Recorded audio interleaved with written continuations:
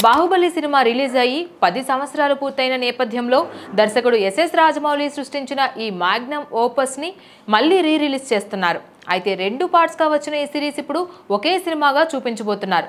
కాబట్టి ఈ cinema title ఇప్పుడు బాహుబలి ది ఎపిక్. ఈ సినిమా అక్టోబర్ 31న థియేటర్లలో విడుదల చేయనున్నట్లు మేకర్స్ అధికారికంగా ప్రకటించారు.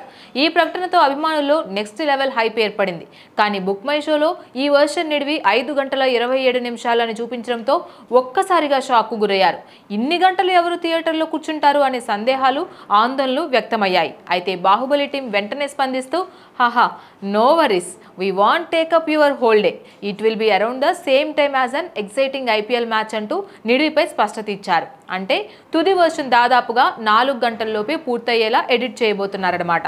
బాహుబలి చిత్రాలను ఒకేసారి చూసే అవకాశాన్ని అందించాలనే ఉద్దేశంతో ఈ ఎపిక్ వర్షన్ రూపొందిస్తున్నారు. ప్రభాస్, రానా దగ్గుబాటి, అనుష్క, తమన్నా, రమ్యకృష్ణ, సత్యరాజ్, నాజర్ వంటి భారీ తారాగణం మరోసారి మనల్ని తెరపై అలరించనుంది. గ్రాఫిక్స్, ఎమోషన్స్, డైలాగ్స్ అన్నిటికీ కూడా ఓ కొత్తదనం ఉండేలా ఈ ఎడిషన్ను మళ్ళీ ఎడిట్ చేస్తున్నారట. సో బాహుబలి సినిమాను మిస్ అయిన వారికి, మళ్ళీ ఒక మంచి థియేటర్ అనుభూతిగా ఆస్వాదించాలనుకునే వారికి ఒక గొప్ప సినిమాటిక్ ఎక్స్పీరియన్స్ కావనుంది.